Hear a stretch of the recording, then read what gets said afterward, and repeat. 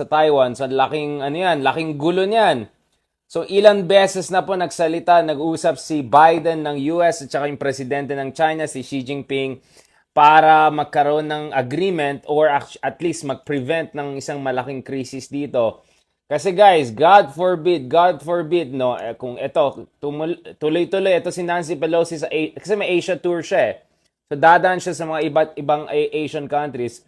Kung tuloy-tuloy ito guys at bumisita siya sa Taiwan, and then God forbid, may siraulo diyan, may ginawa whether na laser nila tong eroplano or may missile sila na pinadala malapit dun sa eroplano niya or even worse, then my goodness, we are gonna be in a very very dangerous situation. As you know, of course, yung sitwasyon sa Taiwan ay medyo mahalaga for a number of reasons because on one hand, as some of you guys may know, many people are comparing the situation between China and Taiwan to the situation between Russia and Ukraine, or God forbid, maging ganun yung sitwasyon. So in the same ways that Putin of Russia, sinasabi na wala naman talagang Ukraine at Ukraine ay extension lang ng the Russo-Kiev civilization, at dahil yung Ukraine ay kasama dun sa Soviet Union, which was essentially Russia, di ba? Russia-led. Then, therefore, Ukraine doesn't have an independent existence, and the very nationhood of Ukraine has been questioned by Putin, no? So may mga worries dyan na yung China may be tempted to do something similar against Taiwan dahil of course, if you look at the official stance also of China, hindi nila tinatanggap yung independence ng Taiwan. Well, definitely not de jure, but also de facto they're gonna challenge it. When you say de jure, it means you're challenging it legally.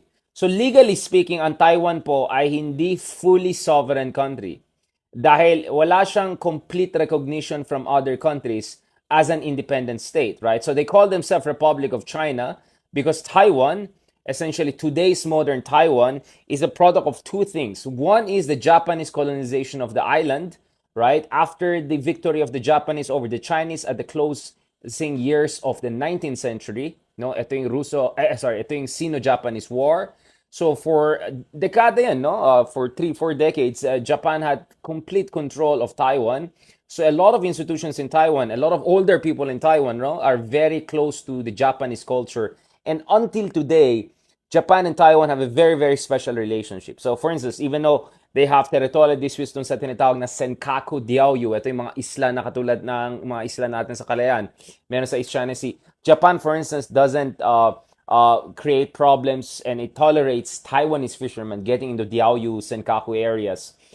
Former Prime Minister Shinzo Abe, no, when he was assassinated the other month, earlier this month rather, ang daming Taiwanese ay nalungkot dahil Shinzo Abe was a very big supporter of Taiwan and consistently said that that Japan should stand with Taiwan. Now, of course, the other thing that makes Taiwan also quite special is because today's Taiwan is also the product of the civil war in the earlier decades of the 20th century. So today, pag sinabi mong China, of course, isipin mo yung communist China. Pero wag natin kalimutan, bago naging komunista ang China, meron silang nationalista party. No? So ito yung Kuomintang, no? Which was led by Chiang Kai-shek. No? So nung World War II, nagsama itong dalawang kampo na yan, komunista led by Mao Zedong, and then nationalista led by Chiang Kai-shek. They were fighting, sometimes they'll be together, so may pagka-Game of Thrones ang nangyayari. But the thing is, Second World War, somehow both were fighting against Imperial Japan, no, which invaded, of course, China, Manchuria, so on and so forth. Now, one strand of historical study suggests that because mas marami yung nangyaring resistance from the Kuomintang Nationalist Party against Imperial Japan, they absorbed more of the casualties and the damage. Kaya later on, nung talo ng Japan tapos ng Second World War, nag-away naman yung mga nationalista at mga komunista. Mahina na by this time ang nationalista because they absorbed much of the shock of resisting the Japanese, right? Well, that's the one strand. Of course, the communists will disagree with that and say, no, we both fought and that the nationalists themselves were proto-fascists, etc. But the fact of the matter is that a lot of objective historians will tell you that actually Kuomintang fought the Japanese more. And because they also had more resources, more support, including from the US, from the West, etc. So ito si Generalissimo Chiang Kai-shek. Eventually, they'll drive out the Japanese, but after the Japanese are gone, patayan naman yung dalawa at natalo ang Kuomintang Nationalist Forces. So, they withdraw and they go down all the way to Taiwan, right?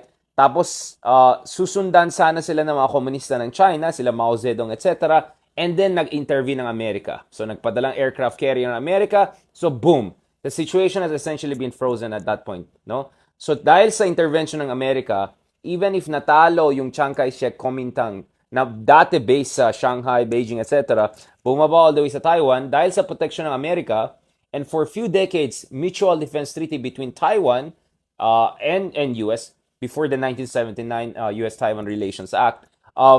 So because of that, China was not able to take Taiwan. So from the Chinese point of view, Taiwan still belongs to them. No, that Taiwan is let's say renegade province. No, mga rogue mga to.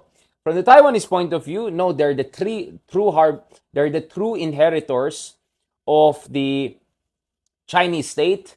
They should have been in charge of entire China plus Taiwan. And then there's some inside China, inside Taiwan, DPP Party, Democratic People's Party. Ito yung party ni President Tsai Ing-wen. And of course, as you may know, nag-meeting na kami ni President Tsai Ing-wen a few years ago. Sa kanila naman, let's just put those things aside and let's think about this. Taiwan should be an independent nation state on its own. Now, this is not the stance of Tsai Ing-wen in herself, but this is the stance of some people in her party. All right. Now, she has been very careful to make sure that she will that will not be a foreign policy or a mainstream position, because in that way, ang mangyayari dyan is magkakaroon kayo ng medyo you're provoking China. So ito yung picture namin ni President Tsai Ing-wen when I met her back in 2019 when I was visiting fellow dun sa National Chengxi University sa Taiwan. So, of course, based tayo sa Taiwan for quite some time. And it's a country I've been following very closely. So, yung modern Taiwan ngayon po ay product na ng two very essential things. Now, of course, we can go back in history. At basahin nyo, meron akong libro about China coming soon later this year, God willing. So, may chapter dyan on Taiwan. You can read that chapter. Very detailed yan. Actually, guys, may panahon na, let me go even further back. Indigenous people in Taiwan, not the Chinese, the indigenous one, they have a lot of similarities with my maternal people. I mean, I'm talking the Ilocanos. No? So Ilocanos people in the north of Philippines have a lot of similarity with indigenous people in Taiwan. A little bit fast forward tayo. So you can look at the linguistic structures, genotype, etc. So some research shows that there's a lot of similarity, northern Filipinos and indigenous people in Taiwan, right? The other thing we have to keep in mind also is may time na ang Espanya, hindi lang niya hawak ang Pilipinas, Guam, Hawaii, etc. Pero meron din siya mga footholds dyan sa Taiwan. So, and remember, for a time, Taiwan was called Formosa, which I think is Portuguese for beautiful, right? Or the kind of the beautiful place, etc. So, the Portuguese and Spanish also had some control in Taiwan for some time. And then come the Dutch, and then come the losers of another civil war between rival dynastic powers in Taiwan. So, you know, it's a very, very rambunctious history that they have had. But really, if you look at the modern state of Taiwan, guys, this is a product of the Sino-Japanese War towards the end of the 19th century. Natalong Imperial China. So, yung Japan nag-take over ng Taiwan and a number, nag-take over din later on of Korea, right? A few years later. And then the other one is yung natalo sa Civil War sa pagitan ng mga komunista at sa mga nationalista sa Chinese Civil War after the exit of Imperial Japan. Yung mga natalo na yan, mga ano yan, heirs of Chiang Kai-shek, bumaba dyan sa Taiwan, protektado na Amerika, and that's why they call themselves Republic of China. In fact, if you go to Taiwan, so let me show you another picture I have with another Taiwanese president when I visited. So this, hey Darian.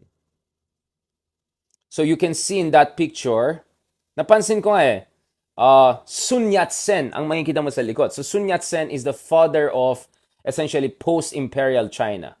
The first Chinese Republic, no? So they consider themselves as the true heirs. Saan ito? Sabi naman yung iba, balambing tong ano na to hey Darian na to Mga iba't ibang presidente, may picture tayo dyan, nag-meeting tayo dyan. Ito yung picture ko this is with picture of me with President Ma Ying-jeou.